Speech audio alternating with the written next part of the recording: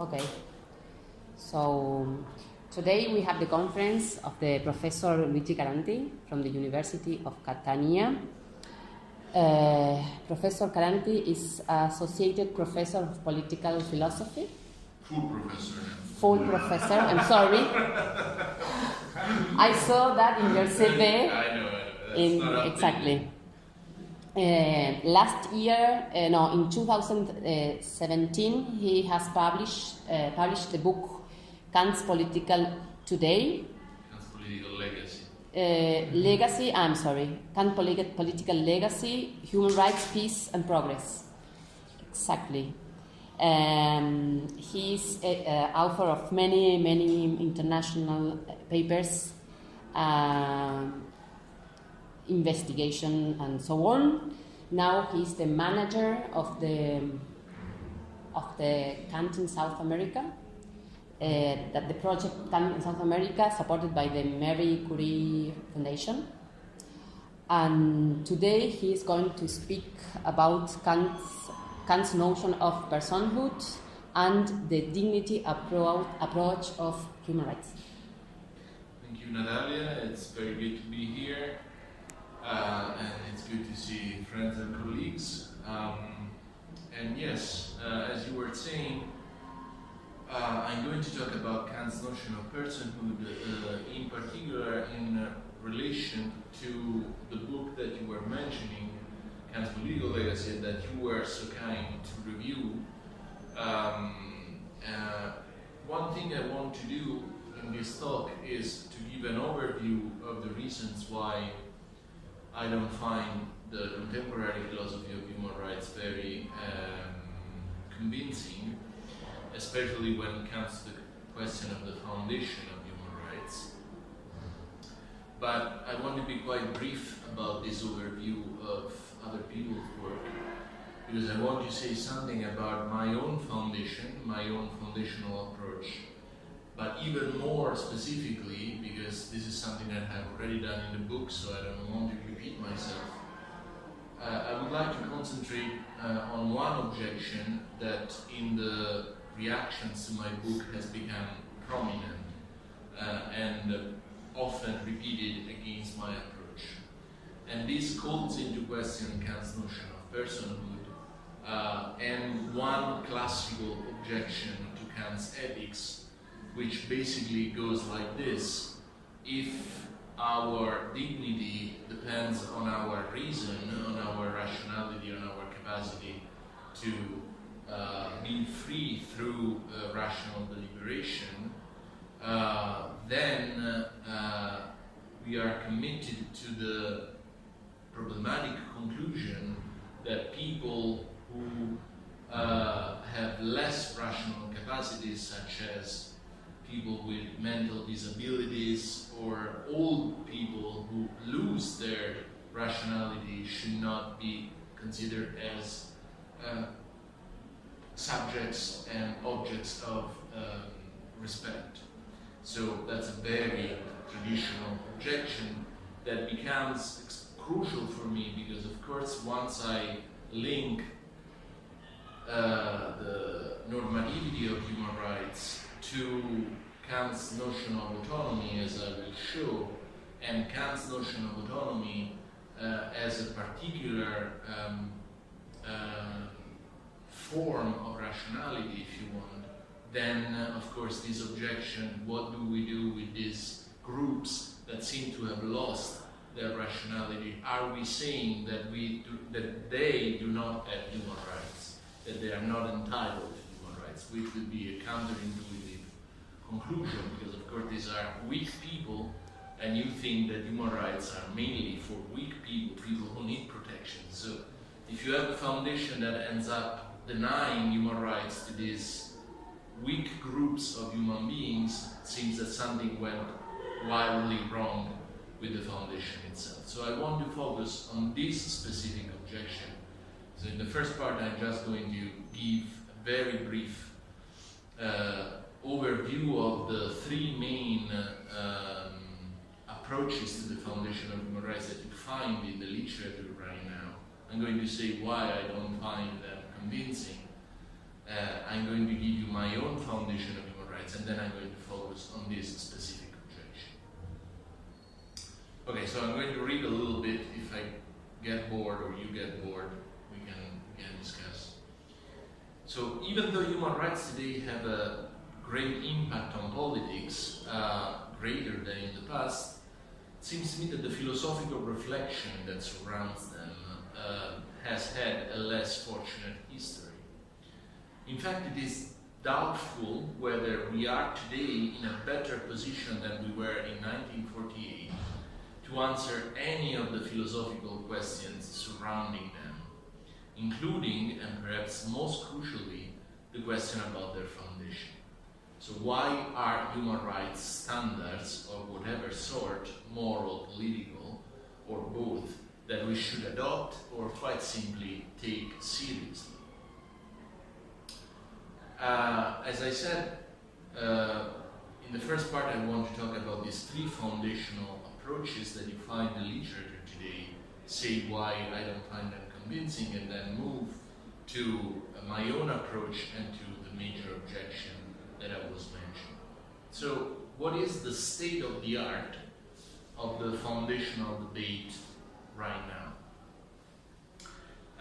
I think that philosophers who work on this subfield, if you want, of political philosophy, the philosophy of human rights, can be aptly divided in three major groups that I call instrumentalism, non-instrumentalism, and political-based view. Let's start with instrumentalism. What does instrumentalism claim? Well, instrumentalists identify human rights with standards that have normativity, that are binding, that have normative force, simply because they are instrumental to certain goods that we clearly need as human beings. So human rights have normative force because without human rights, societies could hardly flourish or even reach a decent standard of well-being. Thus, human rights do not protect any intrinsic dignity of human beings, so the notion of dignity for instrumentalism is not important. What matters is need. What are human needs? What are the basic needs that we have? Human rights are meant to protect these needs. Even if we are not beings with dignity, it doesn't matter.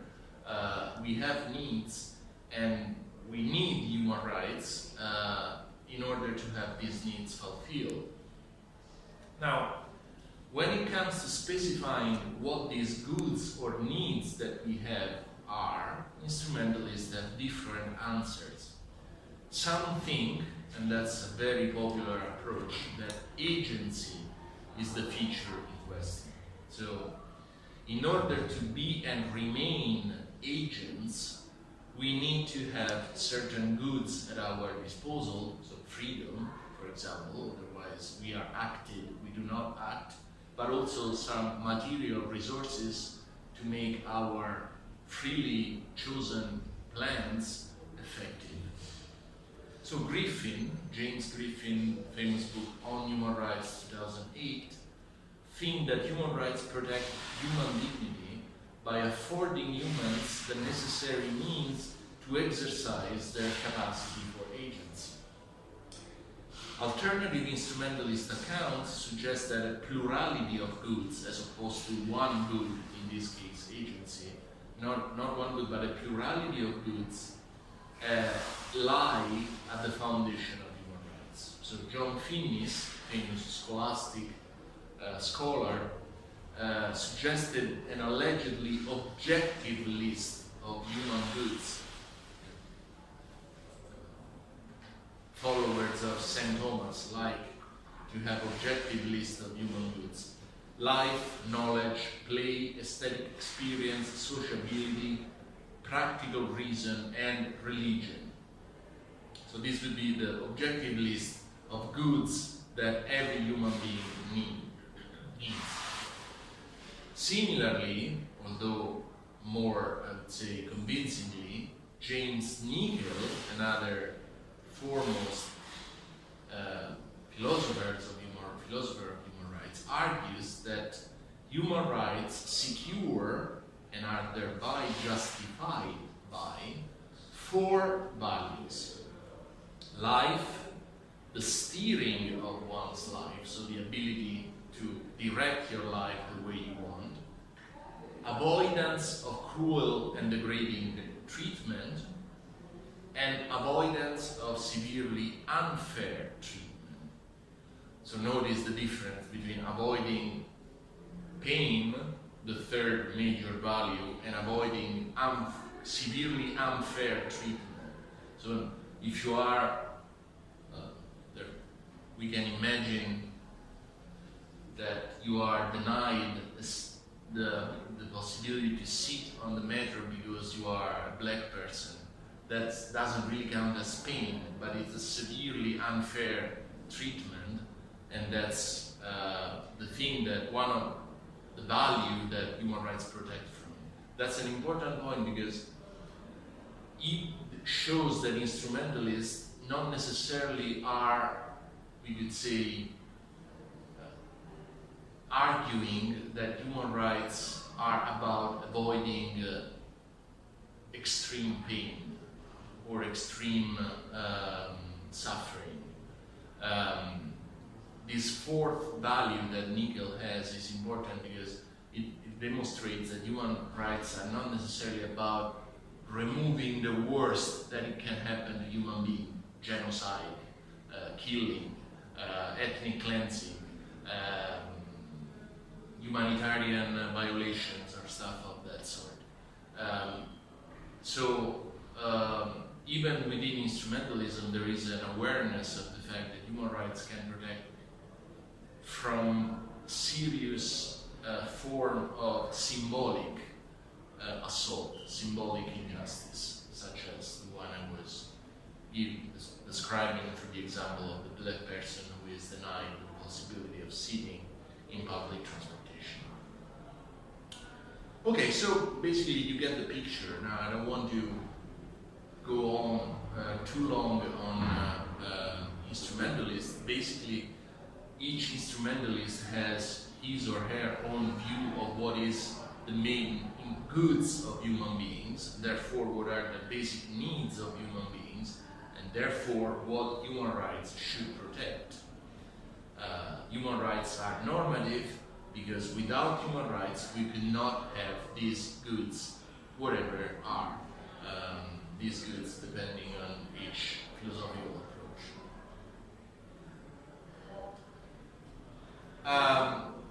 Why don't we go straight to the main problem of instrumentalism?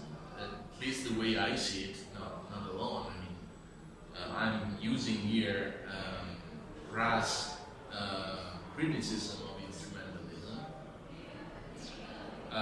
Actually, Joseph Raz considered instrumentalism and orthodoxy, so the approach that exploits the notion of human dignity, which would be an orthodox approach, because if you think of human rights, of course, the first thing that comes to mind is dignity, also because the major documents about human rights, the Universal Declaration of Human Rights, the international treaties of the 60s, they all have the preamble that starts, the following rights derive from human dignity.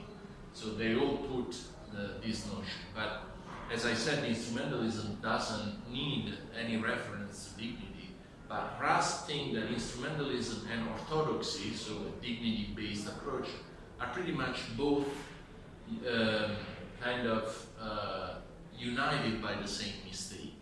And the mistake that Raz sees about instrumentalism, and I agree with him, is that there is simply a conflation between what we need and what we have rights to.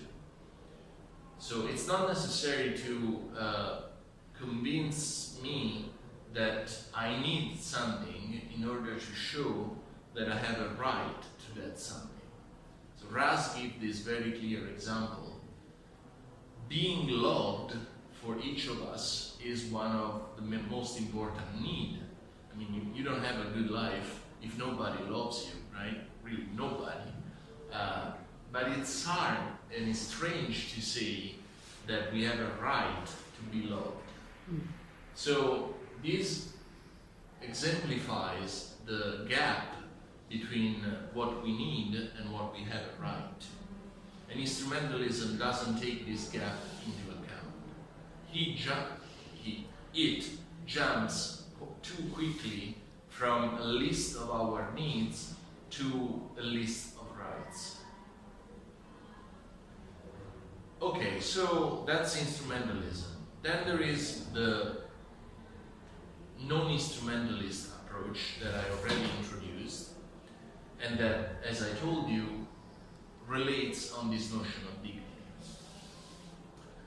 Now, while instrumentalism starts with the identification of some more or less objective human values and then moves to the transformation of these values or goods or needs into things we have rights to, non-instrumentalism relies on human beings' supposed intrinsic worth, intrinsic dignity. So the point of human rights is not to protect the interest of humans, but to protect a status that humans possess. It is by virtue of this status that human interests acquire normative force. So our interests become important because they are the interests of beings who already have a certain status, that we have already decided, for some philosophical reason, that they are important beings, that they have worth. So the point is not the interest, the point is the subject of the interest. So the human interests are important simply because they are human, and therefore there must be something in humans that confer on humans a certain status.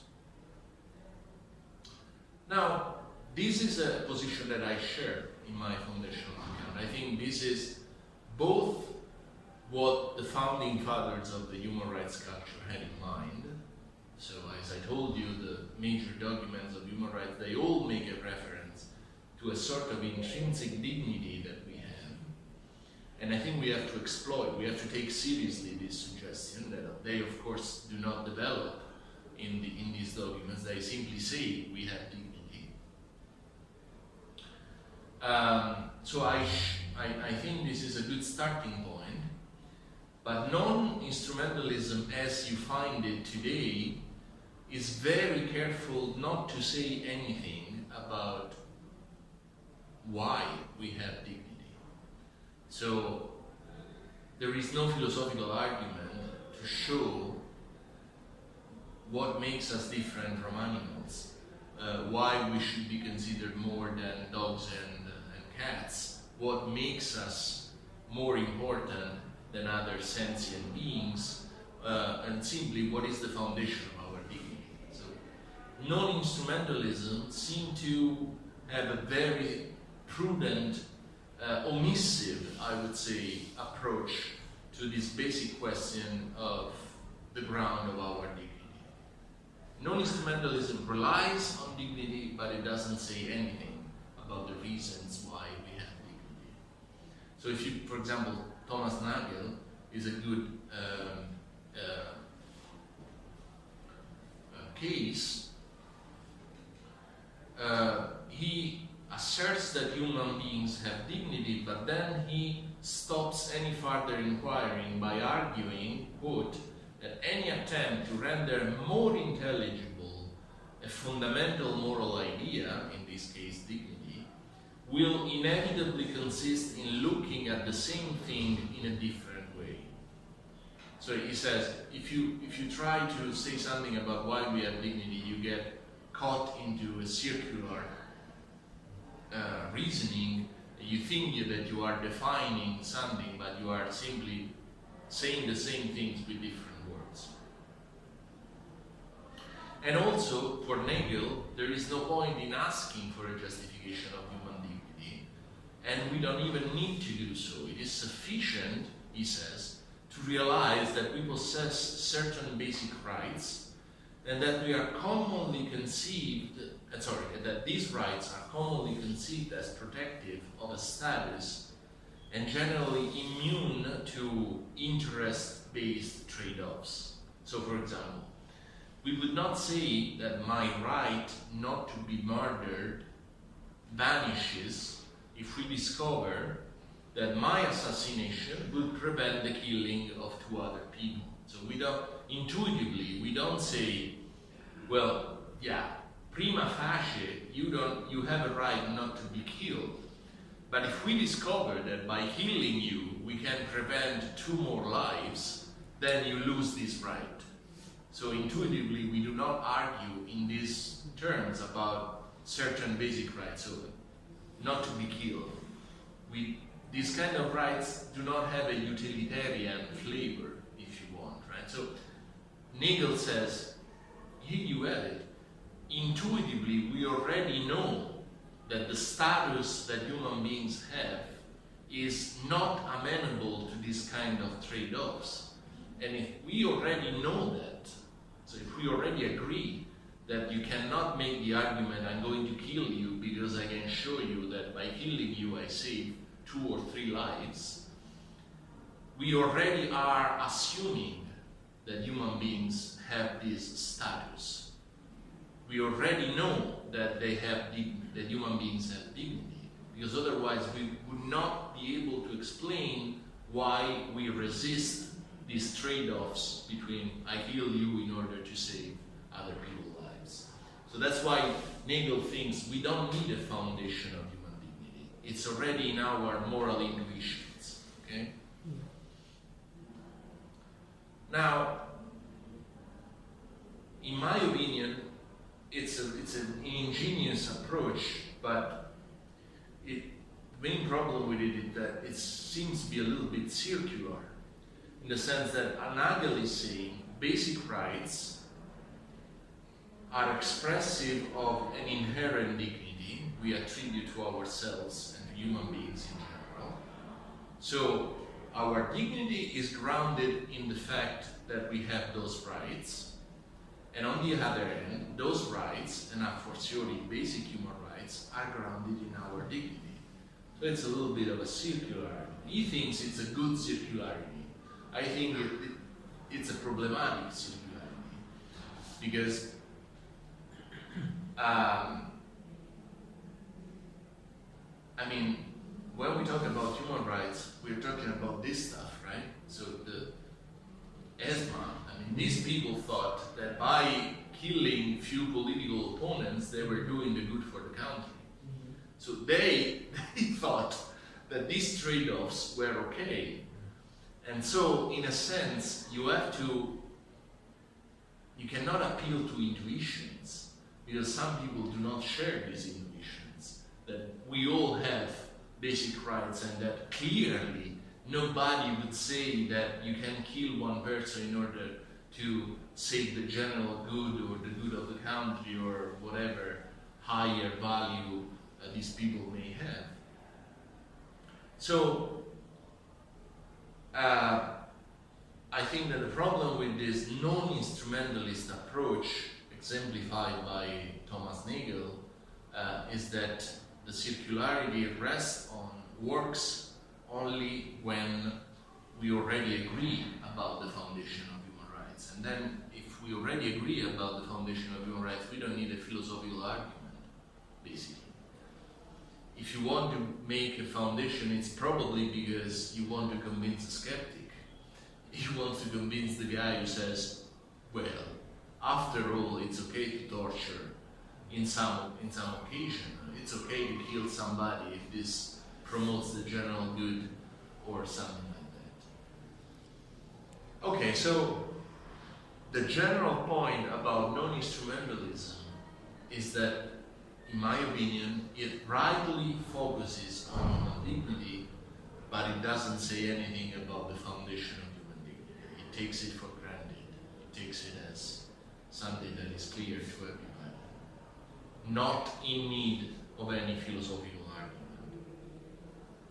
Okay, the third and last approach that you find in the recent literature is either called practice-based view or political view. In a nutshell, what the political view says is that if you want to have a good account of human rights, you have to remember that these are not moral rights, but these are political rights. And what this means is that they are not born from the natural rights of the tradition, so jus naturalism, natural law tradition, and so on and so forth. They are something that was born in 1948 as a political compromise after the Second World War, after the Holocaust, and so on and so forth. And so they were born as political rights, and it's wrong to look for a moral, deeper foundation for them. If you look for a moral foundation, you are not doing justice to the specificity of human rights in the human history, basically. They were born as political rights and as such have to be considered. So,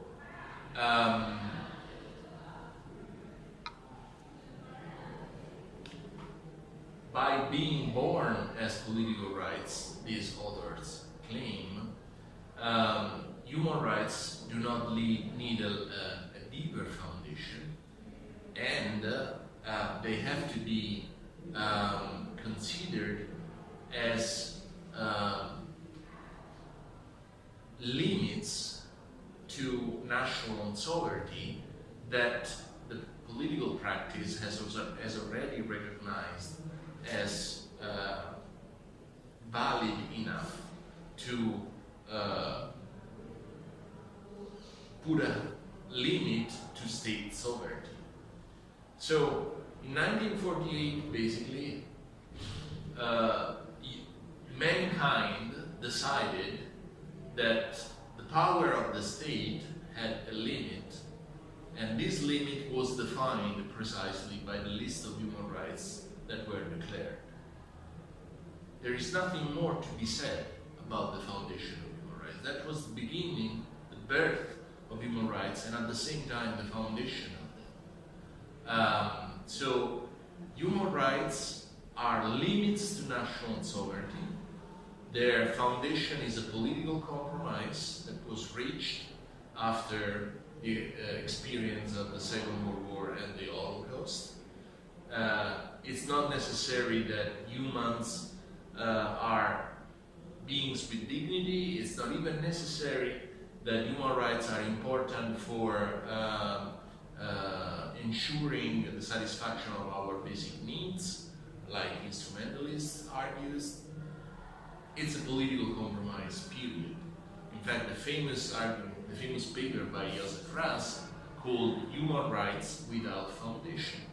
Human rights do not need a foundation in the traditional sense of the word, so showing that they are expressive of some intrinsic dignity of human beings, or that they rest on a deeper moral layer. Now, what is the problem with the political view, at least the way I see it? I have to say, most scholars today in the philosophy of human rights lean toward the political view. I mean, Alan Buchanan, for example, who is not completely a political exponent, but he also thinks that at least we need a clear distinction between moral human rights, so the human rights that we have in the tradition, as I said, natural law, and international human rights. International human rights are the ones that were listed in the Universal Declaration that are now part of the international law. And the philosophical story that you want to tell about international human rights has to be very different from the story that you might want to tell about human rights in general. So he is very keen on keeping these two kinds of rights distinct. But anyway, so in my opinion, the problem with the political view is twofold in a sense. Well, to begin with, political philosophers who belong to the political view, one, they claim to be as close as possible to the standard interpretation of human rights, to the way in which human rights are usually conceived. And I claim that this is not entirely clear, because if you want to be close to the culture of human rights, so the way in which human rights are usually understood, and also if you want to be close to the practice of human rights, that is, the way in which human rights are used by political action, I mean, the way in which they are invoked in order to make a political statement, I think that this view is not completely faithful to the way in which human rights are usually claimed or referred to. What I have in mind is that, to begin with, as I told you already, the major documents of human rights, they all make a reference to human dignity. They don't say, you know, we don't know what human beings are, we don't know whether they are worthless entities or entities that deserve respect, but we had this compromise, so here is the list of human rights, take it. All the major documents, the Universal Declaration, but even more forcefully, the international treaties, international civil and political rights, international and socio-economic rights, 1966, they claim clearly that human rights derive from human dignity. So this reference to a higher, or if you want, deeper foundation for these rights, about which, of course, there was a political compromise, is part and parcel of the main documents that define what human rights are. So that's the first point. The second point is that I think that the way in which human rights are claimed around the world is not, oh, there was this political compromise, therefore you should stick to the international treaties that you have signed. I mean, if you talk to an activist of human rights, if you talk to an activist of Human Rights Watch or Amnesty International, he or she is not going to tell you there is a legal argument that we can take to court in order to sanction Italy for the condition of the prisons that the state has. These people are going to tell you Italy is not taking seriously human beings, it's not respecting the dignity of the prisoners. So the way in which human rights are used in political actions seem to be different than, claiming a right in a tribunal. It's really, you are forgetting what these rights are meant to protect, something intrinsically important, such as the dignity of human beings. So, one of the problems I have with the political view is that, on the one hand, it says we are as close as possible to the essence of human rights, and I think that they are not close at all to the essence of human rights, because this essence presupposes, both in the major documents and in the practice of human rights, a reference to human dignity. The second problem I have with the political view is that it seems to be quite dependent on the status quo. So if you say the only foundation of human rights is political compromise, this means that the moment in which this political compromise is no longer considered as valid, you have no basis for claiming human rights. So imagine that the world becomes really something very different from the one we have known after the Second World War. And a couple of days ago it was the anniversary of Tiananmen, right? The problem with Tiananmen is not Tiananmen. The problem with Tiananmen is that in China nobody knows about Tiananmen. So that's the striking part of the story, that it was banned by knowledge of 1.2 billion people, the fact that thousands of people were killed simply because they were protesting. Chinese do not know, because of course they are censored. There is an internet, Chinese internet, that doesn't allow the researching on Tiananmen. So, why am I mentioning this? I'm mentioning this because what we in the Western world, if you want, tend to take as obvious, it's not obvious at all. And the political compromise that came out of the Second World War can be undone, can be taken back.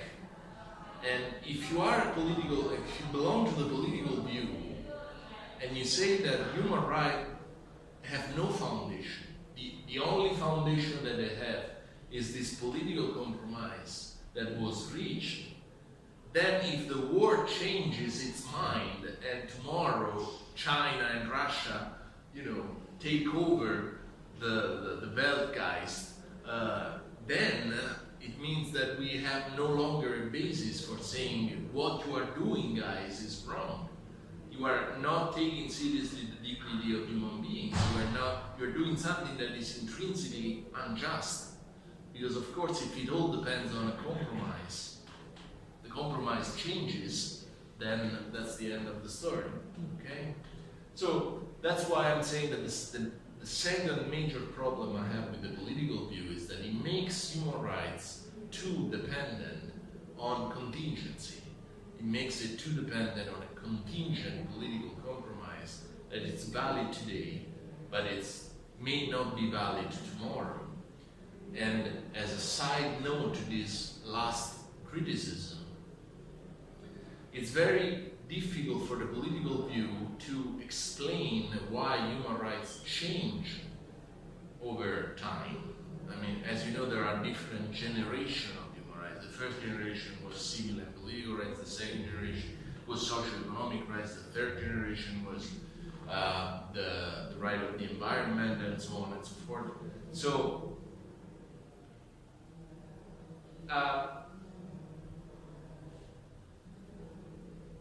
if you think that human rights depend on a political compromise, then it seems to me you have a hard time in explaining why they change over time, why we are allowed to say, maybe we should introduce this human right that was not introduced in 1948, for example. A clearer protection of a right to education, or a specific protection of children and women that was later added through a convention devoted to this kind of groups. But also on the other side, we cannot explain why we may take out some rights that were introduced in the list of 1948, but that we now think that should not be considered as human rights. A famous example here is the Article 24, I think, of the Universal Declaration, that says that there is a human right to have holidays with pay. So it's a human right, not just to have a work, but also to have holiday from that work paid by those who hired you, which is a nice thing. I mean, there is an interesting paper written by a guy from Columbia University who took seriously this human right, trying to show how miserable a life would be if we had a job, but we would not be given paid holiday from that job. Okay, that's a respectable position, but most of us think that it's not exactly a violation of human rights if you are not given paid holidays. What we usually think of the violation of human rights is like you are starving, that you are tortured, that you are considered part of an inferior group, that you are discriminated heavily, that you are not given a fair trial. These kind of violations are usually considered a violation of human rights. I mean, not being paid when you go on holiday is bad, but perhaps not bad enough to make it to the kind of seriousness usually associated with human rights. So I'm saying that this kind of adjustment of what rights should be considered as human rights are very difficult to be explained by a position that says human rights do not have to answer to anything other than the political compromise that is reached day after day. Okay, so I'm going to stop with my criticism of the philosophy of human rights as it is practiced today. In a nutshell, if you want more details, I try to give more details in my book. What I take myself to be doing in this area of studies is to say we should not be so scared to give a philosophical argument to explain this basic concept of human dignity.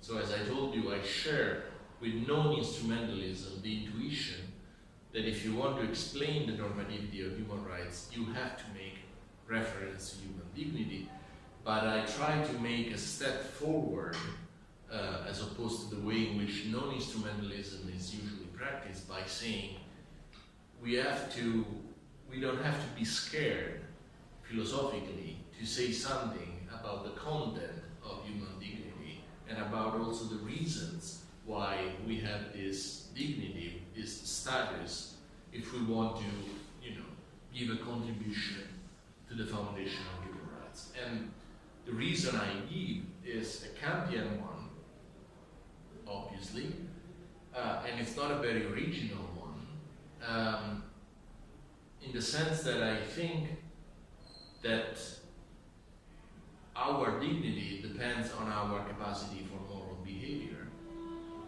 So it depends on our ability to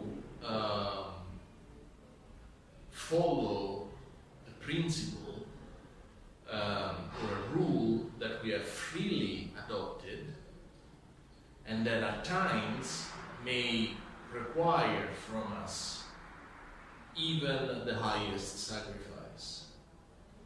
So my explanation of why human beings are worthy of respect, why they have dignity, is Kantian in the sense that I take very seriously Kant's suggestion that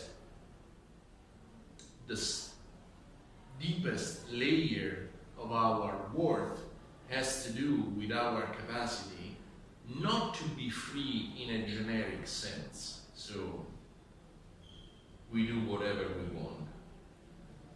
Practical freedom, if you want. But to be free in a very specific sense, which is the sense of being autonomous. So being autonomous for Kant, I'm not saying anything new to you here, is something higher and more demanding than not having obstacles and being able to choose the better path of life. It has to do with the ability to set in complete independence from sensuous inclination, sensuous drive, a path of action. So in a sense, it's really the freedom and the ability for moral behavior. Why is this higher than freedom in the generic sense that sometimes Kant called practical freedom or spontaneity in the first critique? well, it's higher because while, that's a big story. It's about Kant's theory of freedom, but in a nutshell, I think that Kant is giving us two different layers of freedom. The first layer is what he sometimes calls practical freedom or spontaneity, and this layer is the ability to choose freely which inclinations we are going to give priority. So, for example,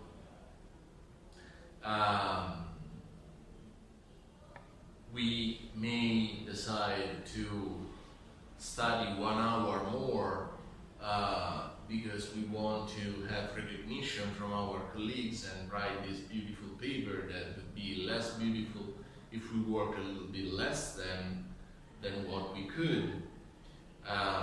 This is a free act, a free decision that we make. We study a little bit more as opposed to go to the movie. But this is not a moral decision yet, because it's like, prioritizing the feeling of being recognized as a good scholar as opposed to the pleasure of going to the movie. It's an act of freedom. It's a heteronomy, but heteronomy is not the same thing of lack of freedom.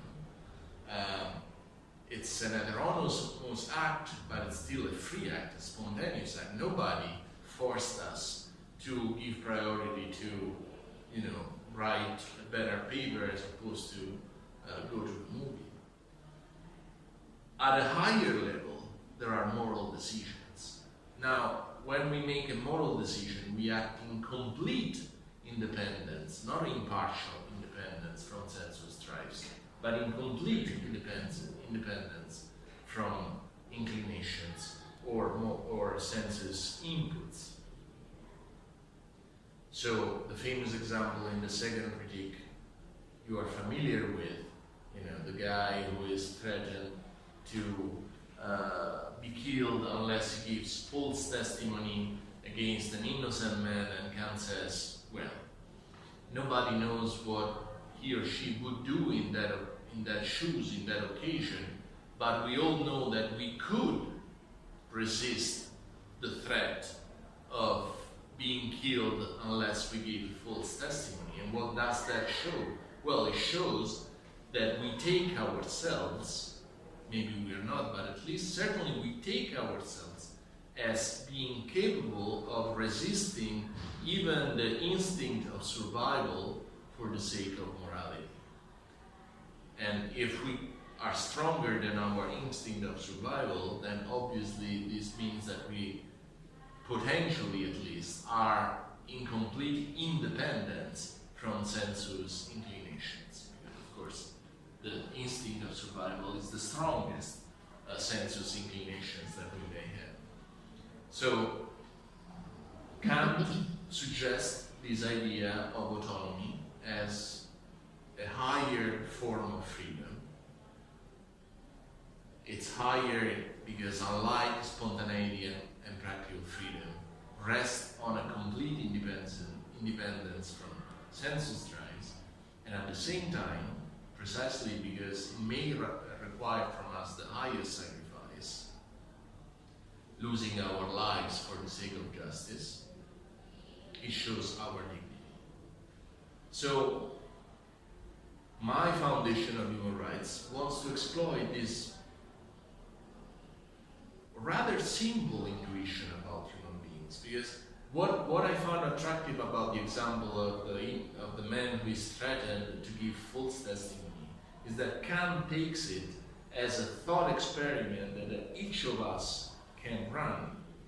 So it's an appeal to our moral intuition to a certain extent. The fact of reason, to a certain extent, is something that we are all familiar with, because it's something that we all can run in our consciousness.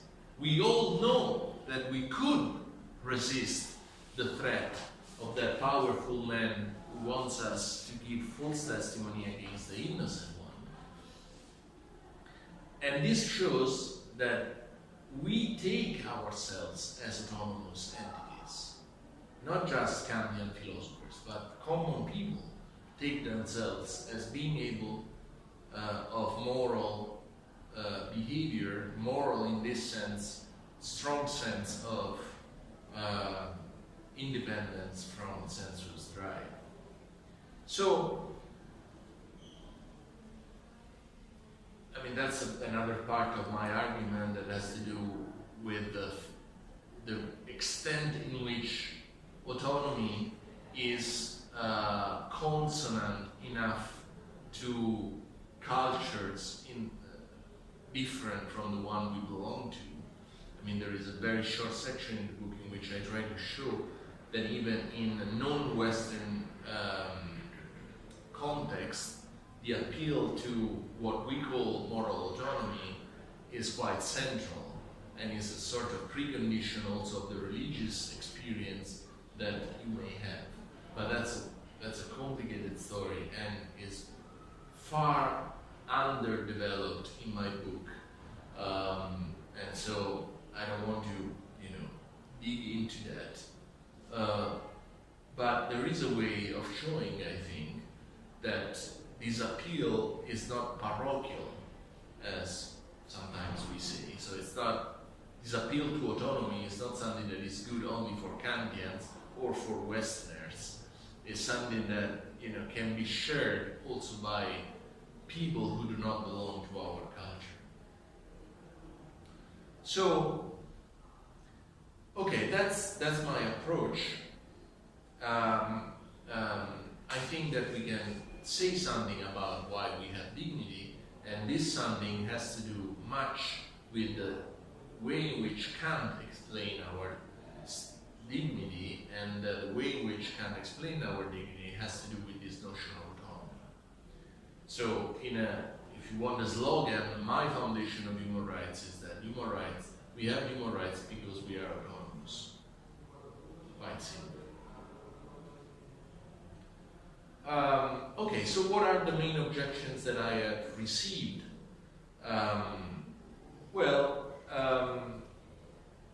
There are different kinds of objections. One of which is, for example, if you start from the notion of autonomy, it's not clear how you can go to the specificity of human rights. I mean, by saying that we are autonomous, it's not clear how you move from this generic notion to things like a human right to basic education, to a certain amount of food, to holiday with pay, and so on and so forth. So one objection is that your foundation cannot move from this abstract notion of autonomy and dignity to the specificity that human rights are concerned with. So another argument that has been made against my approach is the so-called threshold objection. How much resources do we need in order to have our dignity respected? So, if you are given access to elementary school and basic education but not to the university, is that a violation of your autonomy or not? So, for me, the critics say, it's very difficult to draw a line and say, up to here, human rights, other than that, if you have it, fine, but if you don't have it, it's not a violation of human rights. Whereas, in this case, the political view is in a better position because they say, whatever has been compromised, whatever has been agreed upon that belongs to human rights, that's the threshold. So you don't need to adjust because the political compromise is going to set the threshold of what belongs to human rights and what does not belong to human rights. But these are not the objections I want to respond to. There is the other one that I was mentioning before that has to do with the fact that once you focus on a faculty, in my case, faculty for moral behavior, then you end up with the problem that people who are not rational for all kinds of reasons, they were born with diminished rational capacities, they lost rational capacities because of an accident, illness, or because of age, and so on and so forth. Then these people seem to lose the protection of human rights on my account because I made too close a connection between their rationality and their having human rights. Okay? So I call this objection the impaired autonomy objection. What do we do with people who are no longer autonomous, never been autonomous, or have a diminished or impaired autonomy? Okay, so I'm going to read because I'm a little bit tired. If human rights are grounded on a capacity autonomy, as I claim, does that mean that humans who are temporarily or permanently impaired in their cognitive skills do not enjoy the protection of human rights? If that were the case, my foundation would run into a fatal difficulty. Human rights are commonly understood as tools in the hands of the weak to defend themselves from abuses of all sorts by the strong. And if we end up denying human rights to people who are particularly weak, like those with mental impairments, then something essentially wrong has happened to my approach.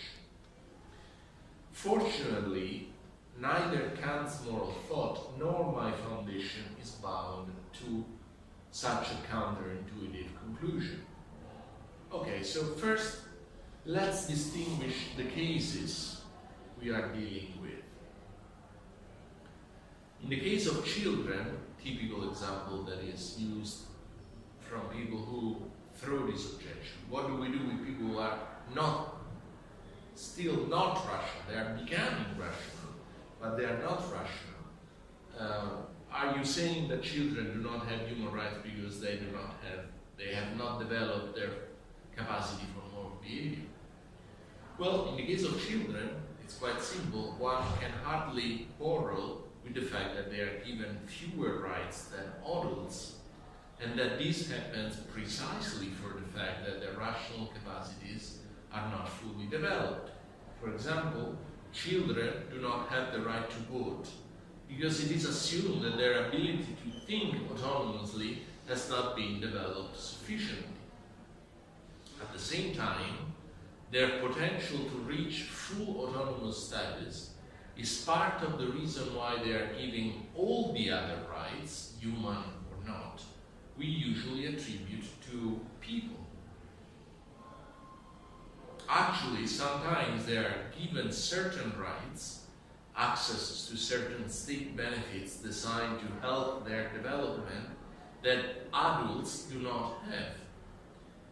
Hence, it seems to me that in the case of children, we attribute more or less rights to them precisely by using their autonomy or potential development of autonomy as a moral compass.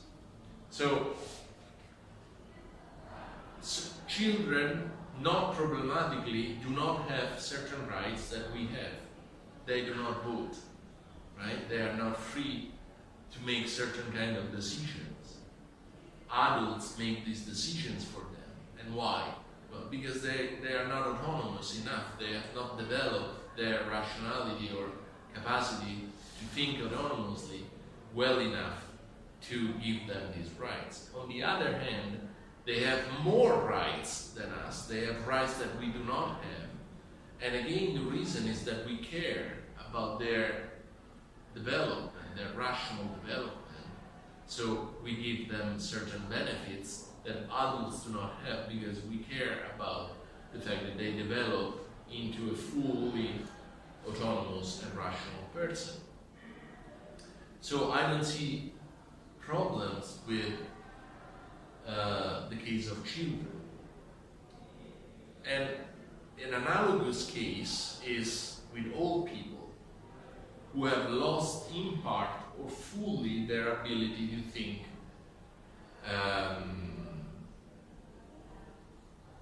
So, all people who have lost in part or fully their ability to think are denied certain rights. Think of all the restrictions that come with the declaration of non compos mentis, and yet keep other rights because we still respect them for what they were once capable of doing, thinking and acting autonomously. So it's not problematic that if an elderly person loses his or her mind, we do not think that he or she can dispose of the money that he or she has. So once we decided that the person literally lost his or her mind, we no longer give him or her the same rights that we used to give him once we recognized him as a rational person. So it's not problematic to say that people who lost their rational ability lose some of their rights. On the other hand, of course, we keep respecting them, we keep attributing to them certain rights to be taken care of by hospitals, to be taken care by other people, to have a right to be fed, to have a right to live, and so on and so forth.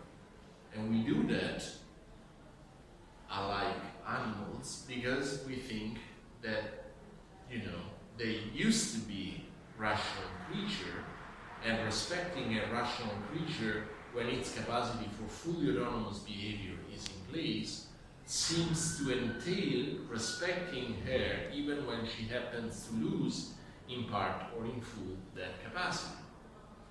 So let me give you an example to explain this.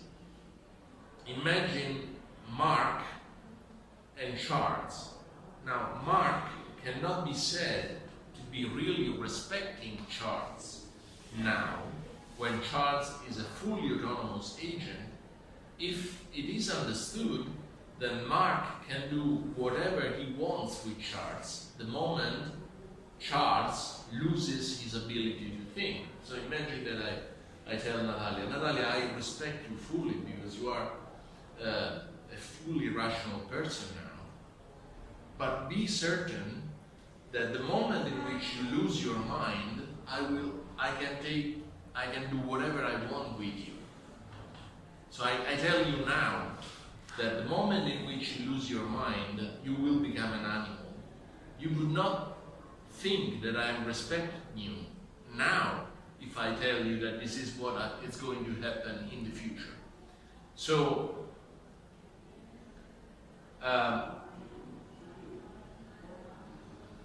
you can have it both ways. Either you are not respecting me from the very beginning if you have this in mind, if this is your plan with me, the moment in which I lose my mind, or if you are sincere that you are respecting me, it's okay that you take away from me my ability to spend my money and to make certain decisions, but it's not okay that you downgrade me to the level of an animal. Otherwise, you would not be respecting me from the very beginning. So, respect cannot be adjusted too easily depending on the condition in which you happen to be. You can see the same point from another angle. Imagine how strange it would sound if I were to tell you, I respect you because you have this wonderful capacity for moral agency. Hence, I make sure that you enjoy all the rights that come with that status. But also, rest assured that the moment that capacity vanishes, I will stop considering you as a subject of rights up to the point that you are degraded to the level of animals or the like.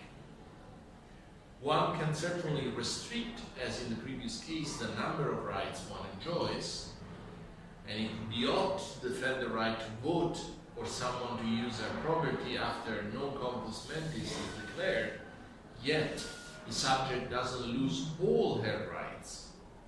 While there is latitude for discussion about precisely which rights the person should retain, what matters here is the principle. We cannot ignore her intact capacity for suffering, for having interests and needs, without affecting negatively, in retrospect, the way in which we treat her when she is healthy. Mutatis mutandis, the same can be said for people who have lost temporarily or permanently their ability to think because of illness or accident of different sorts. So that's the way in which I deal with the classical cases of children, old people who have lost their capacity of rational agency or moral agency, I should say, and cases similar to these two extremes, people who have lost temporarily their capacity to think because of an illness, because of an accident or something. Now, all these cases, in my opinion, go in this category that is not very problematic for me, for the reasons that I've tried to show. I mean, there is a fairly easy argument that you can give to show why, even if you start from my perspective, you have rather clear reasons to keep giving most of the human rights you usually attribute to human beings also to people who have lost partially, temporarily or permanently their capacity to think. A completely different case, in my opinion, is the case of people who were born with severely diminished rational capacities or with no rational capacities at all.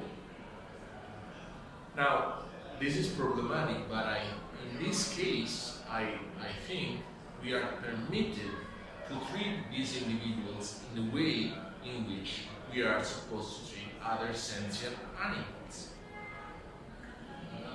So the sheer fact that a being has the same appearance of a human being that has no rational capacity and will never have a rational capacity, to me is not enough for attributing to him the same rights that we usually attribute to human beings with rational capacity.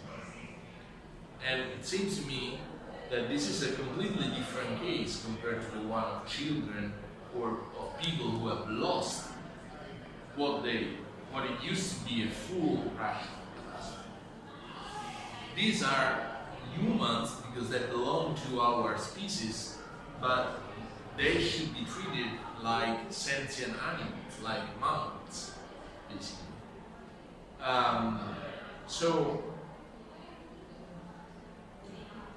this line of thought that I'm proposing is slightly different from the one advanced by Alan Wood and Honora O'Neill in dealing with this classical impasse concerning Kant's moral thought. Alan Wood, for example, argues, and O'Neill agrees, that we should abandon Kant's idea. Can we close the door? Yes.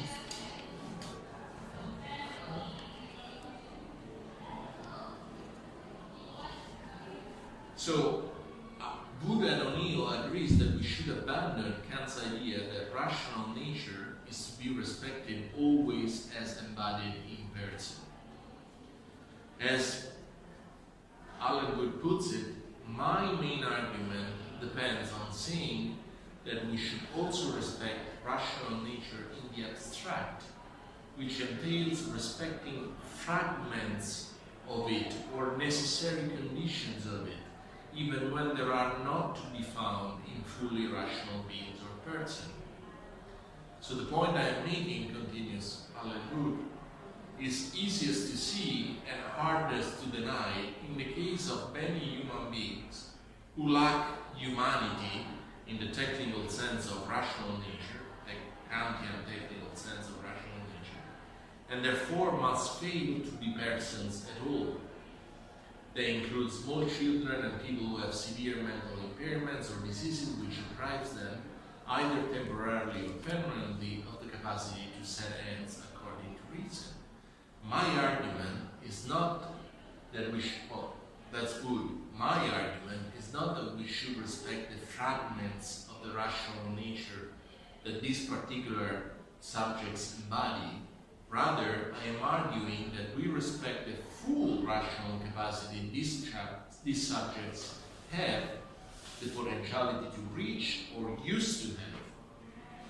It remains an open question, to me at least, whether Alan Good and Honora O'Neill would agree with my suggestion that these cases, children, old people, people who have lost because of illness their rational capacity, are radically different from the ones posed by human subjects who were never rational or autonomous. So they don't say anything about these more extreme, difficult cases of people born with no rational capacity at all.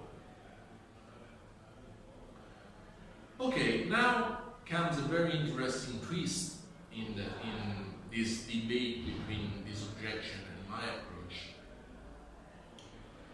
Because in the context of a reply to Peter Singer's account of speciesism, you know that Peter Singer, this famous argument that we should be careful not to become speciesists, that is to attribute to ourselves as human beings certain rights simply because we belong to this species, because this is a form of racism, right? So it's like saying, you know, white people have more rights than black people simply because they are white. And to say human beings have more rights than animals simply because they are humans is the same kind of argument. So Peter Singer called this speciesism. Now, of course, we have to be careful not to be speciesists, and I have to show why my account is not an instance of speciesism. Now, Shelley Kagan, philosopher, contemporary philosopher, very nice guy, recently made a very interesting case to show that one can both identify the source of our worth in rational nature, where he talks about language, he talks about rational nature, and I talk about autonomy. These are not exactly the same thing, but it doesn't matter. So we can both identify the source of our worth in rational nature or autonomy, and be able to attribute to people born with no rational capacity the same protection we attribute to normal humans.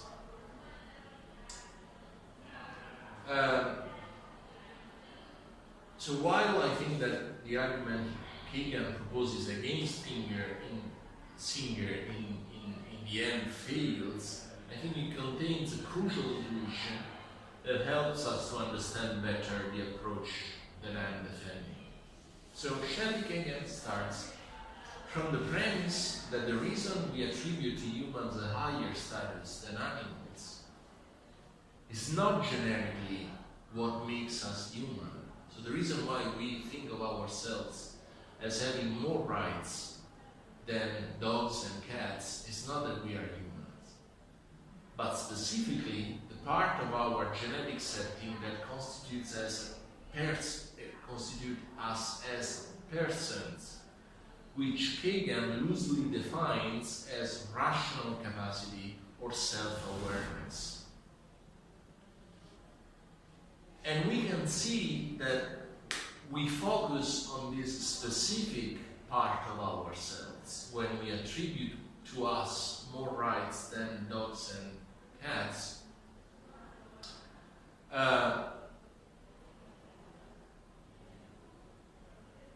When we realize that we tend to attribute the same degree of moral considerations that we reserve for ourselves to entities that are seen as similar to persons, that are taken as persons, but that are not human.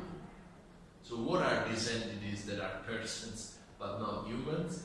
Well, Kagan invites us to think of cases like Superman, or Batman, or Spider-Man, or Etik. So we think that something bad done to Superman or Batman is bad, even if they are not human. Something unjust done to Superman or Batman or Spider-Man is bad, even if they are not human beings. Why do we think that? Because we recognize in Superman, Batman, and Spider-Man the character of personhood that is really what carries the weight that explains why we attribute more rights to these entities. So the offense is to Superman or to Spider-Man is serious because Superman and Spider-Man are persons in the specified sense, or at least we take them as such. So this intuition shows why people who believe in human rights, at least conceived along the lines I am defending, are not speciesists. And this is a major advancement for which Kagan has to be thanked for. So I think that his point is crucial to show that even if you defend human rights the way I do, by focusing on rational nature, you are not a speciesist, because you are not saying we give extra rights to human beings simply because they are human. We say we give extra rights to these entities because they embody that specific capacity for personhood that happens to be often, but not always, embodied in humans.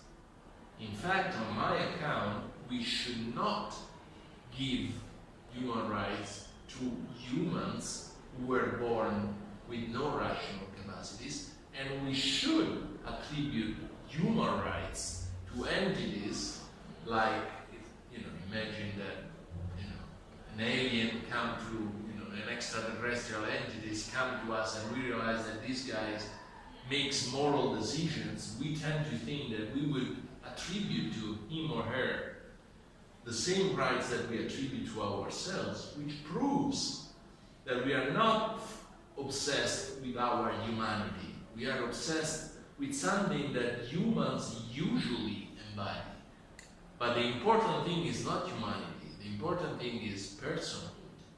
That is not a characteristic identical with humanity. In fact, even extensionally, not all humans have personhood, and not all persons are human, right?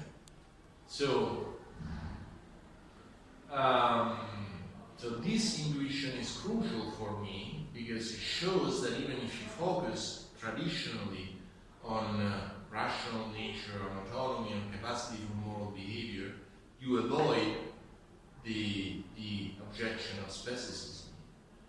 Now, the difference I have with Kagan is that he says that this shows why even people born with no rational capacities should be given human rights. I think this is a very strange conclusion because the logic of his argument is precisely to say that we give human rights to persons, but of course there is no way of saying that these people born with no rational capacities are persons by the lights of his own argument. So I don't see why he concludes that people born with rational capacity should be given human rights. I think that the logical conclusion of his argument is to say that these people should not be given human because they are not persons. It's not important that they are human, it's important that they are not persons. So, but anyway, that's just something that I don't understand in his line of thought, which is important for the reason that I have just given.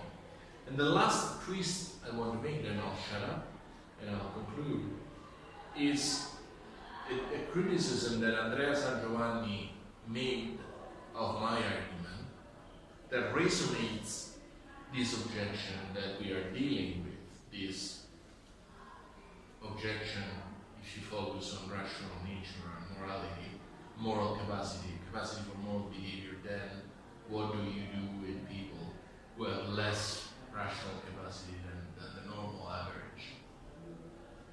So San Giovanni, who is a contemporary philosopher, used to be University College, and now he's at the European University in Florence. He argues that for the sake of the argument, he can grant me that we are autonomous, that all human beings, almost all human beings are autonomous, but we are not autonomous in the same degree. So autonomy is a faculty that could be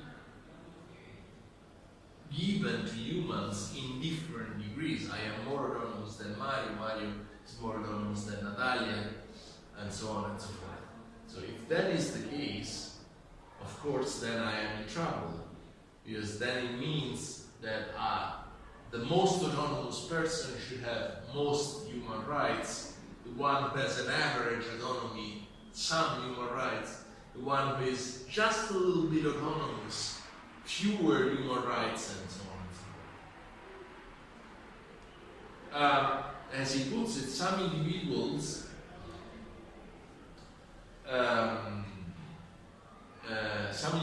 capacity to act morally are very high, on average, on a normal condition. They display moral strength, resoluteness, resilience, courage, whereas others' capacities are very low. They are not inexistent, but certainly low. So if dignity resides in this awesome capacity to act morally, as I argue, then why should not these with greater moral capacities have greater dignity and therefore higher status and therefore more human rights? This conclusion would obviously be a disaster for me, because as Buchanan shows, there is something he calls egalitarianism of human rights. So one thing that is clear about human rights is that they say that all persons who have these rights are equal in moral consideration. So the egalitarianism of human rights is the basic idea that you cannot discriminate among those who have human rights. So Buchanan gives this beautiful example to show this egalitarianism of human rights, thinking of the case of a female, of a woman who is a top manager. So she makes a lot of money, she has a beautiful life, she's powerful because, she has a great career and a position of responsibility and a lot of money.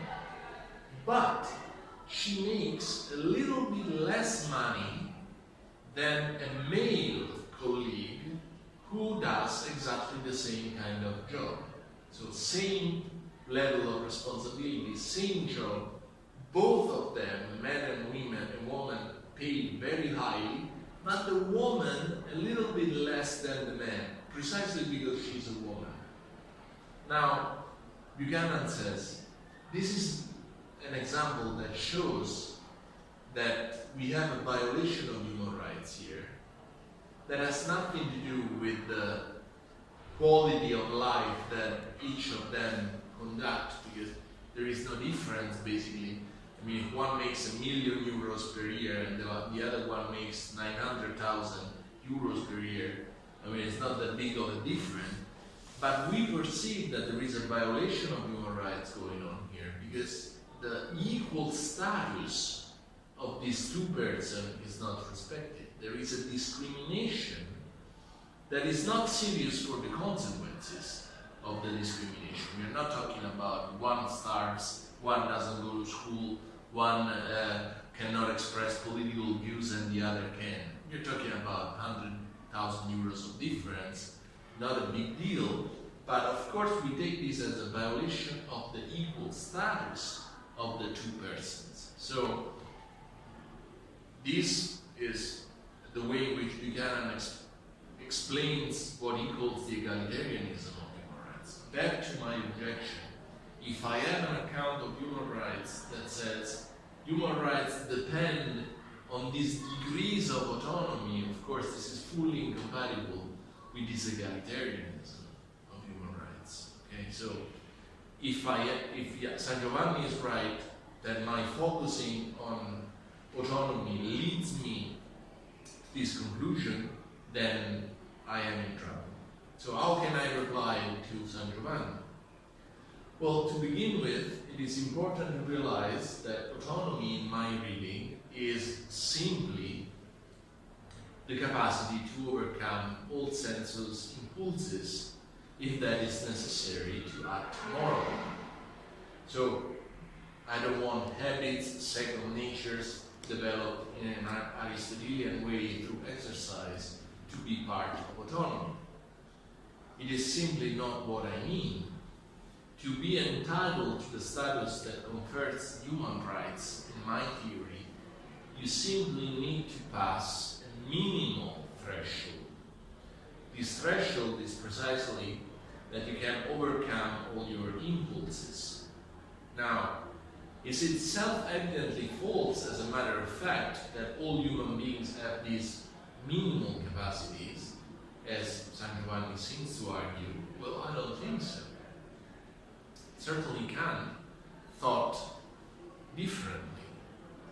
Through his famous example that I was expressing before of the man threatened to provide false testimony against an innocent prisoner, and in general through his admittedly controversial and yet compelling theory of the fact of reason, Kant appeals to the immediate consciousness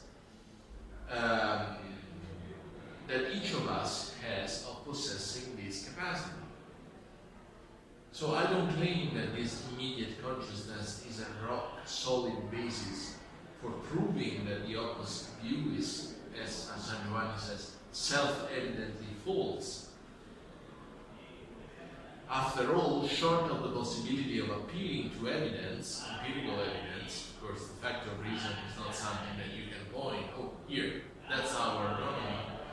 And given that we are not talking about an a priori truth, certainly not an analytical truth, I wonder whether there could be such an argument as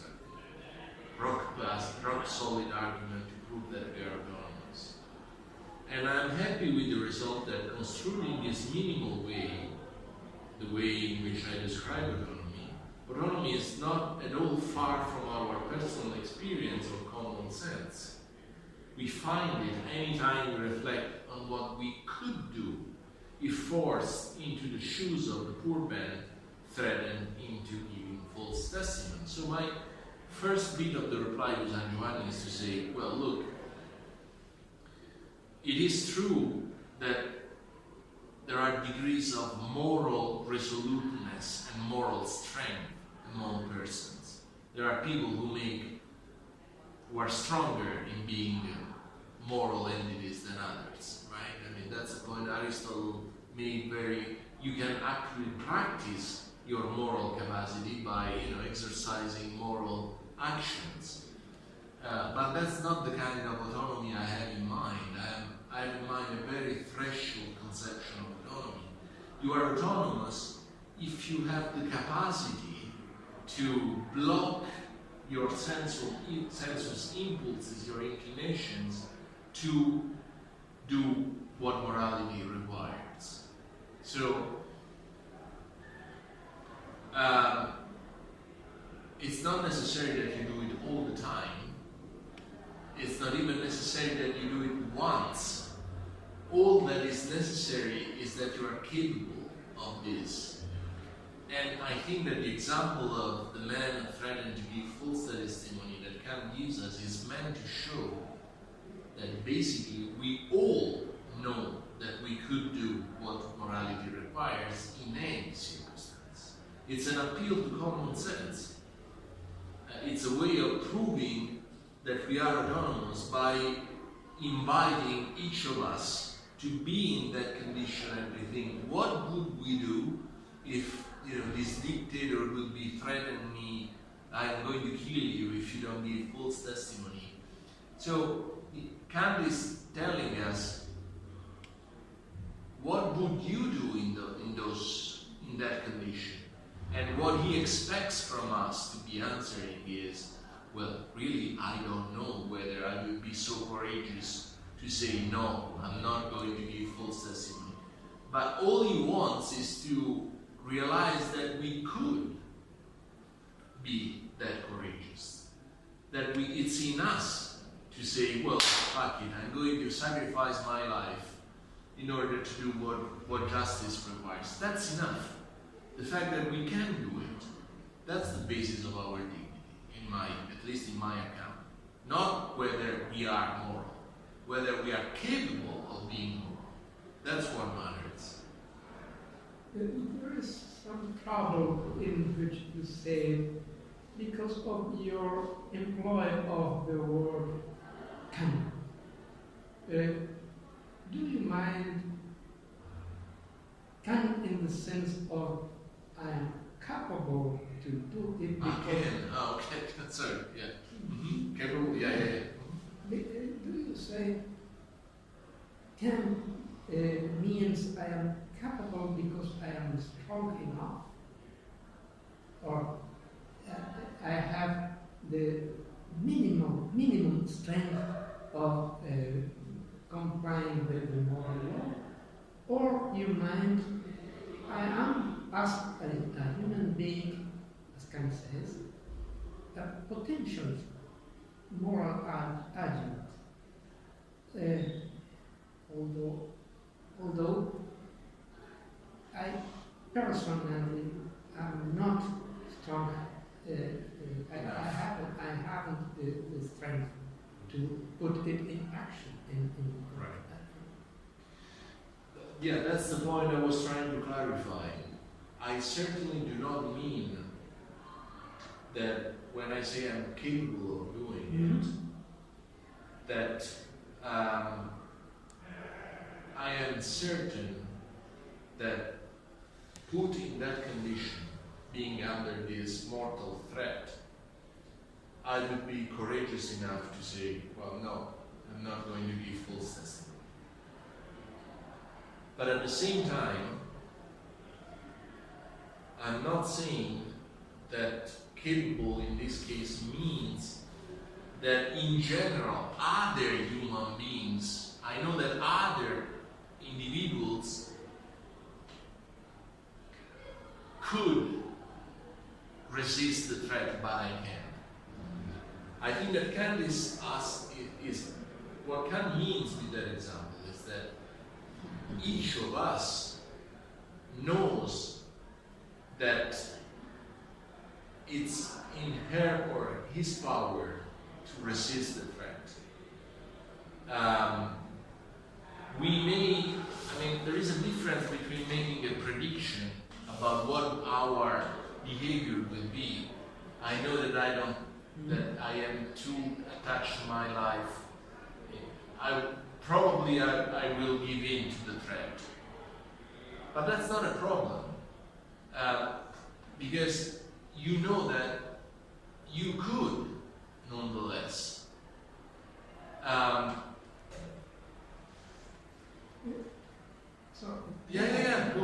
There is an ancient said, an ancient statement. An ancient saying. Statement in Roman Rite. Yes. Ultra posse Nemo obligata. obligata. Yeah. Well, and my point is that nobody is ultra posse. Because what Kant is telling us, imagine yourself in that position. Once you imagine yourself under that threat, there are two different things you can tell about yourself. Probably I will not be courageous enough. But at the same time, if you want to be sincere, you have to say that you could, that you know that you could do it. I mean, if you are not courageous enough and you give false testimony and you see that person who is an innocent person suffering the consequences of this false testimony, at least you feel ashamed for what you have done. Now, this sense of a shame would be senseless if you really would be talking about an ultra posse nem obligato. It would not make sense. So the shame is justified only because you know you could have done differently. It was in your power to resist the threat, but you didn't. That you can justify yourself the way you want, you can make an excuse, and it's understandable, you can live with it fine. But of course we don't take that lightly. I mean, we see that there is an innocent person who is suffering consequences for a decision that we have made, not a push that we had no choice about. So that's the intuition that Kant is trying to, I think that through that example is the kind of message he's trying to convey, and it's the one that I'm trying to exploit. It's precisely this capacity that is the deepest layer of our dignity. It's what establishes our status. And this capacity is very different from the one San Giovanni is mentioning, because it's more an Aristotelian virtue what he's talking about. He's talking about really an habituation to make the moral choice. And of course this varies according to individuals. There are people who are more habituated to do the moral thing, the right thing than others. But that doesn't get to the point of the capacity.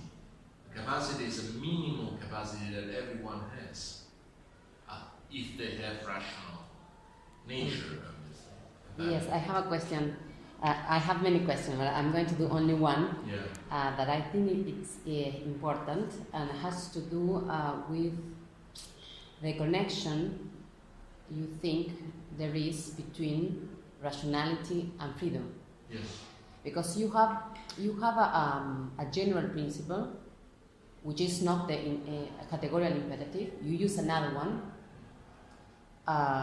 Follow a principle freely. I couldn't write it complete, but I know that you remember the principle. I say also the golden rule is okay. The golden rule, exactly. You think that with this principle, taking into account this principle, you can guarantee freedom in the sense of independency of inclinations. Why? It's not clear for me, because you always need, if you say that we are free, if we choose our aims of acting, for instance, then we need a new criteria to decide why we choose that principle as aim of our acting, and so on. I'm objecting you your decision not to take into the ground of Kant's morality the categorical imperative, right? Because I think it's not a casual principle that founds. It's very important to guarantee that reason itself is the end of action. Right. That's the only way that you can cut the how do you say the infinitum path, Regression. the regression, exactly. Okay, I understand. So let me try to rephrase. You're saying, well, maybe you don't know, but she reviewed my act. I mean, Natalia is telling me, you think that you can be autonomous even if you don't follow the categorical imperative. In fact, this is one of the two main departures I have from Kant. I don't want to tie autonomy to following the categorical imperative, and I want to have a broader account of autonomy and say that basically you are autonomous anytime you follow a rule that you take as obligatory, even if this goes against your selfish interest, and even if that has nothing to do with the categorical imperative. So for example, for me, you're autonomous if you decide to sacrifice your life for an ideal that could even be a perverse ideal. So, I mean, I didn't say that in the book, but I have become more extreme the more I think about it. I become more radical.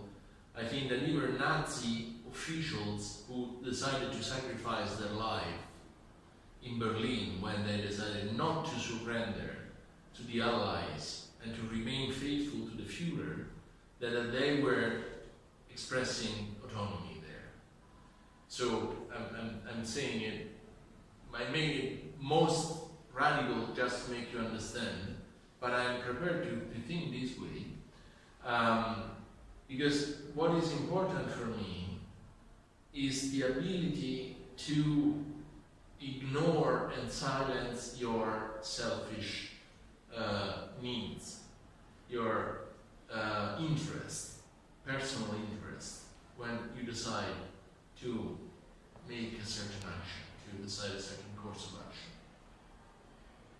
So you are now saying, but then if you think that the categorical imperative is not necessary, how can you be certain that your decision is really independent of sensuous inclinations? And I think that's a way of saying that there is an infinite regress, because, okay, let's go back to the case of the Nazi officials. They decided to remain faithful to the Führer. So how do you know that this decision is an autonomous decision or was dictated by fear of being punished, fear of losing their self-identity as Nazi official, a sense of shame for ruining all they had fought for up to that point, all kind of senses, right? Well, the short answer is that you are never certain of what really was the determining ground of your decision, but this applies also to the categorical imperative.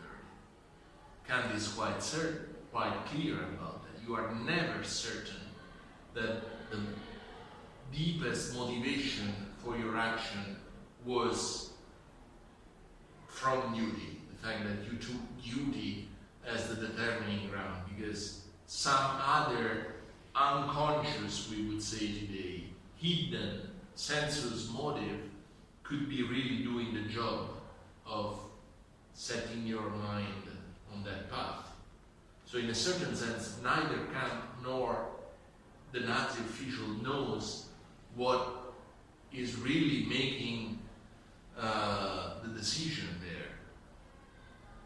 But I think that what matters is that these cases, even these extreme cases of the Nazi official, shows that human beings, we, most of us at least, have this capacity to make decisions that ignore completely our, or at least that are taken by ourselves as ignoring completely our selfish interests. So, if you think that the Nazi official example is too extreme, think of the fact that we respect more a horrible person, such as a Nazi official, who decided to remain faithful to his or her cause, as opposed to an equally horrible person who, in addition to being a Nazi, that is a horrible person, is also, someone who flipped on the other side just out of convenience, last minute, right? We think even worse of this guy who was always a Nazi, and then to save his ass, forgive my language, decided, okay, now I'm going to forget about the Führer, I'm going to say, yes, I like democracy and human rights. So we tend to respect more the guy who decided to sacrifice himself or herself for the Führer up to the last drop. Because, well, at least this guy is a man of principle, right? The principle is horrible, but the principle is, was respected throughout. So that's the capacity, and I think is important. It's the capacity to act on principles, the capacity to go against your interests if what you believe is right asks you to do so. Yeah, I think it doesn't convince me, because I know. I ask you about this question because I think it's in the ground of your whole argument. And I think I agree, you cannot know, also in the case of Kant, if somebody acts according to the a categorical imperative. But you have a condition that assures you that if he acts according to the categorical imperative, there is someone who is free or is autonomous. Sorry. But in your case, I think you cannot guarantee, because I would say you can be sure that there is no an autonomous being if acts according to an end that is not rational. Okay. You know? Yeah. That is, in the case of Kant, obviously you can never know if it is like that. If someone satisfy this condition, but in your case, never. There is no autonomous beings. Okay. Well, no, I think you make it the point very clearly. Even if it's true that even in the case of the true moral action, we are never certain that some sensus motive was not hidden in our motivational background. In my case, we can be certain that we were not autonomous in making that decision. Okay. I guess it all depends on the way in which you define autonomy. Kant, I agree with you, would say that you are autonomous only when you follow the categorical imperative. That is, when you make a decision that is both rational and you make the decision precisely because you see that as the only moral thing to do. So you don't do it according to duty, you do it from duty. Yes. My definition of autonomy is more liberalized. And I think that you are autonomous even when you choose a path of action that there are reasons to say it is not irrational.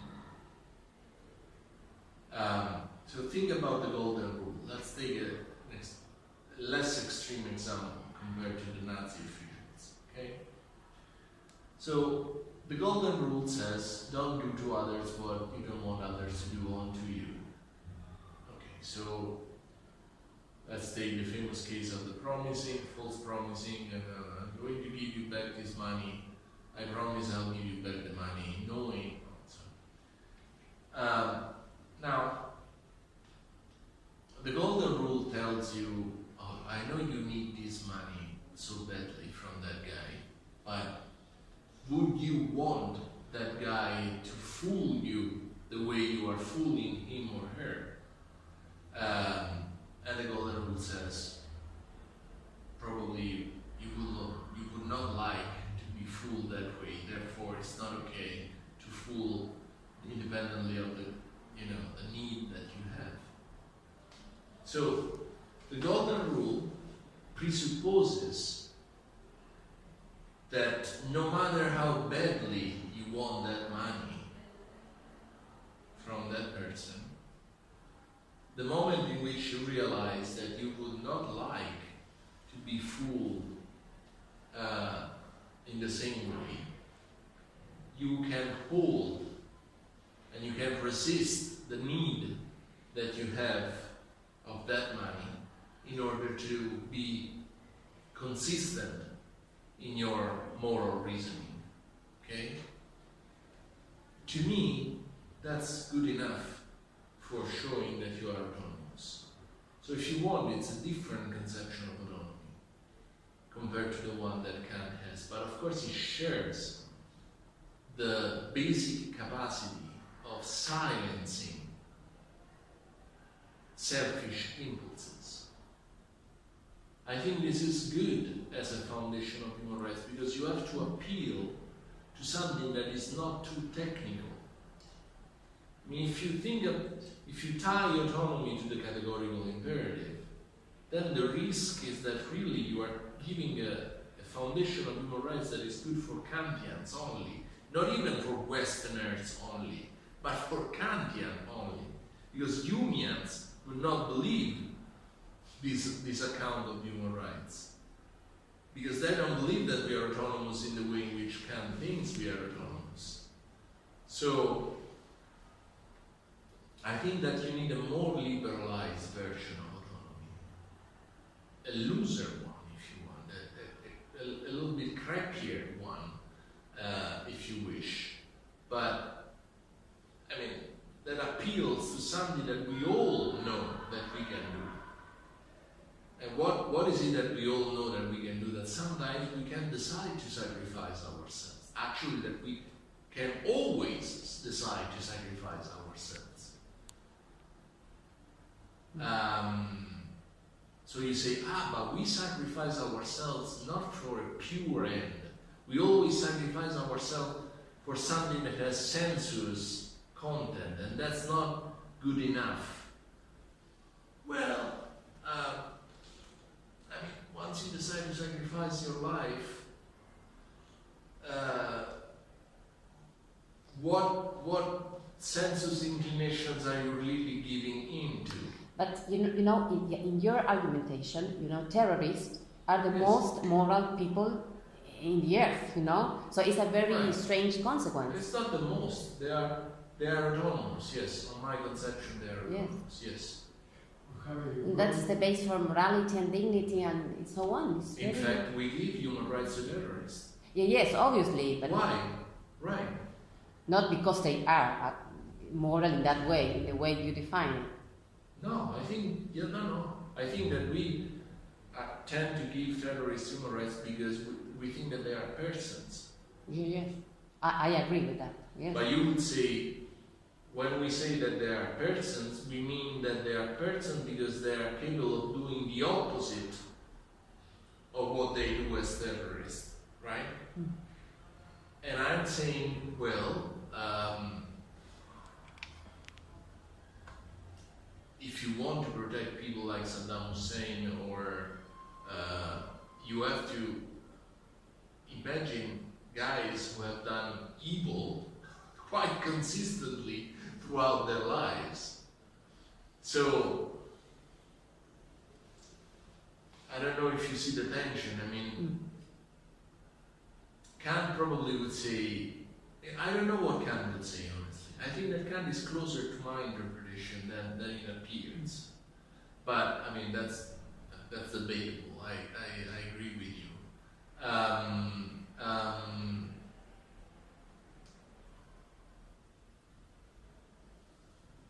But, and also, I see your objection. I think it's a very good one. But at the same time, I think that, especially in the economy of a foundation of human rights, we don't want to have a technical notion of autonomy. We are better focusing on something that we can all understand. And capacity for self-sacrifice is something that we all understand. Throughout cultures, throughout civilization, throughout religion, it's fairly universal. An act of freedom that requires a sacrifice from you, something that you find everywhere. In a sense, it's a precondition even for moral faith, for having a religious faith. it's a basic decision. Sometimes you have to, the moment in which you embrace a religion, it has to be a free act. Otherwise, it doesn't have any moral significance. So you have, I think, a broader conception of rational agency than hers. yes, Broader, like Christine Kosa, for example, is liberal thinker. I think that only to restrict some sense impulses, then in order to values of higher order, then you have autonomy. right. Yeah, I think maybe we should make a threefold distinction. There is a layer of freedom, the one I used to call spontaneity or practical freedom, in which sensuous impulses are there and it's fine, but you are still free in selecting which you want to give priority to, in embracing them. I mean, I think that Kant thinks that when we decide, oh, I'm thirsty, I want a glass of water, I go for a glass of water and I drink, this is a free action. It's heteronymous, obviously, because what pushes you is your thirst. In fact, you are thirsty and you go for the glass of water, but it's still a free action. Because it's you that now decide, okay, now I'm endorsing this inclination, I make this rule, I go there and I drink, it's a free action. So that's the minimal layer of freedom. Then probably there is the freedom I'm talking about, the autonomy in the liberalized version that I'm trying to give you, in which there is really no evident sensuous inclination there, because I'm talking about the capacity for sacrificing your life if necessary. So it's hard to say that a sacrifice of your own life is an act dictated by sensuous impulses, because self-survival is the strongest of our sensuous impulses. And often, you may say sometimes honor is even stronger than the sense of survival, but that's stretching a little. I mean, once you decide to take your life, it's a big decision, right? It's a big silencing of your sensuous nature. So it's good enough for me. It's a sense of in which, we are entities that are capable of doing this kind of things. And then there is the Kantian autonomy, the Nadalian/Kantian autonomy. You are autonomous only if you follow this categorical imperative. You are autonomous only if you select an end that passes the test of the irreversibility, that is not contradicted by the test of the categorical imperative. Fine. I mean, the basic question for me is whether this second layer, if you want, of autonomy is enough for explaining the status that is intrinsic and latent in the culture of human rights. And to me, I think it is enough. And at the same time, it is liberalized enough to gain recognition from groups of people who are very different from us, Kantian scholars. You want to be ecumenical. I want to be ecumenical. Because human rights are ecumenical par essence. Essentially, you have to be ecumenical if you do this. Ecumenical? Ecumenical. Catholic. Oh, yeah. Ecumenical, all people must agree with this conception, regardless of their individual conception of the good, in order to endorse a universal conception of human rights. Yeah. I think that's his argumentation. Yes. I would make a question in this one, in relation to Natalia's question about the concept of agency. I agree with you, really agree with your intent, your purpose of grounding argumentatively the human rights, because the political biased conception of human rights really doesn't work. You're right. It's relativist, depends on circumstances, and it's really flat. So I prefer always to give arguments, good arguments, for human rights. Arguments. Because reason is more permanent and consistent than history, continuous history. Yeah. You see, we depend on the political movements of the moment and the conflicts and so on. I really agree with you in this strategy. And here in Argentina we have a long tradition, not a long, important, strong tradition, in grounding human rights politically. Yeah. An Argentine philosopher, Eduardo Rossi, Yeah, tried to argue after the last dictatorship, tried to ground the tribals against the military this way, politically. He said, okay, human rights have been declared after the Second World War, this is a political arrangement, and then we must respect it because this is a political arrangement. It's a factual arrangement. That's, from my view, one can have a lot of problems as you rightly pointed. And there is another tradition in Latin America, really strong, foreign policy, especially Brazil. Brazil has the most consistent foreign policy from a viewpoint in Latin America. We Argentines are more changing. We change our foreign policy. Non-interference. More than Brazil. No, Brazil had a traditional, still a traditional political, foreign policy, which is called responsibility to protect. So when there's a problem of human rights, Stefan Naus, and the German friend, wrote a dissertation on this, and I reviewed the dissertation, so I came into contact with this tradition. When there's a problem of political rights in a country, a certain country, for example, nowadays in Venezuela, it's been discussed in Argentina really strongly, must we intervene in Venezuela or not because of human rights issues? The Brazilians have almost always said, intervene, or must intervene only when there are really basic human needs, such as food, shelter, ethnic cleansing, and a third case. Only in these three cases you are allowed to intervene. Yes, but the kind of intervention is not making a coup d'etat, for example, or replacing another government, but giving people the needs to give the basic needs, to make the basic needs meet. So food, shelter, water, and so on. So this idea of responsibility to protect, I find it interesting because it has to do with the idea of dignity. So my question is more, because the concept of dignity could be interpreted, I don't say that you argue this way, could be interpreted as an abstract way of, conception of rights, which involves only civil rights. What do you think about social rights? Are they human rights, must be defended or not? And the connection between property, for example, and agency, and rational agency. Is there a connection or not? For example, in Kant, in the principal system, he establishes a close connection between dignity, right, and property. Right.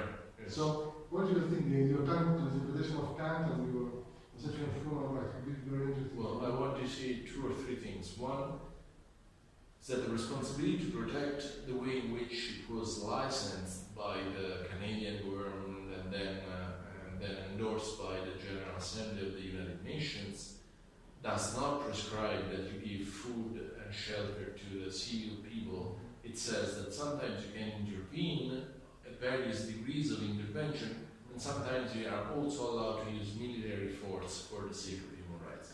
Only on very extreme circumstances, because the principle of non-interference is strong, but remember that the responsibility to protect was born as a reaction to the non-intervention in Rwanda in 1994. So the idea was, okay, the principle of non-interference is okay, but up to a point, because there are certain extreme cases in which if the government is unable or unwilling to stop the mass violation of human rights, the international community should step in.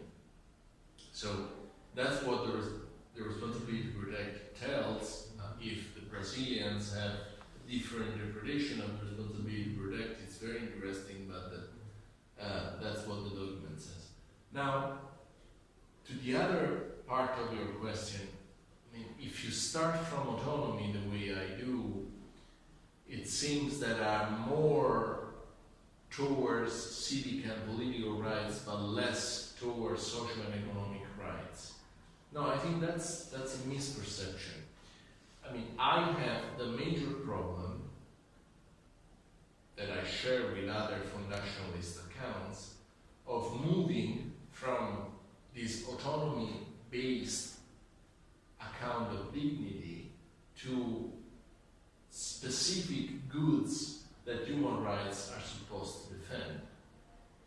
This is the threshold objection that I was introducing before. I mean, how much resources do you have to give to these entities that you have shown that have dignity in order to take their dignity seriously? But this applies in the same way for how many civic and political rights you have to give them and how much material resources you have to give. So, for example, if you send to jail a guy or fine a guy who denies the Holocaust, are you misrespecting his or her dignity or not? That's a question that has to do with civic and political rights you want to consider as human rights or not. And it's a decision that we have here. Political compromise is fine. So that's where I would be ready to say this is a decision that we have to make. So what is the limit of the freedom of expression? I mean, some philosophers believe that freedom of expression is an unbounded principle. That's bullshit, obviously. Hate speech, denial of the Holocaust, this stuff. We don't believe that, that people are allowed to say certain things. Blacks are stupid, Jews are thieves, or stuff like that. We think that this should be sanctioned, which explains that we don't think that freedom of expression is unbounded. So this problem of moving from a status that my account has attempted to ground to the specific human rights that we want is a problem that applies in the same way to the civic and political areas and in the social and economic area. It's not the case that by focusing on autonomy you are already leaning more towards the first So we are open to another conception of rights. Yeah. Absolutely, yeah. Because some liberal conception of human rights have this problem. Thomas Powey has worked about poverty, international poverty, and trying to make the Russian conception to fit into this idea of social rights. But some liberal conception, I think, they have the impression it's difficult. But Thomas Powey's point is not that human rights are more civic and political rights that we should change. No. His point was human rights were born as both civic, politic, and socio-economic, but socio-economic human rights have not been respected so far. Not that they have not been recognized. So I think I value this effort because sometimes it will be a problem in some liberal accounts of human rights, but it's not the case. No, I hope not. But what my question? Okay. I have to go, but you can stay if you want. Well, it's okay. I'm very, very sorry, but it was very, very nice. Oh, thank you. And I think we will continue Yeah. when you come back in November. I will come back in the fall, yes, and we have to discuss. We have to discuss. We do it per email. Yeah. Is that all right? So, I'm sorry, I go. Thank you for your lecture. Oh. I don't agree entirely, but it was very interesting. Yeah, the issue is so current for us, Latin America, because of this Venezuela law, and this discussion. Not only Venezuela, Syria, Iraq, but discussions of these problems.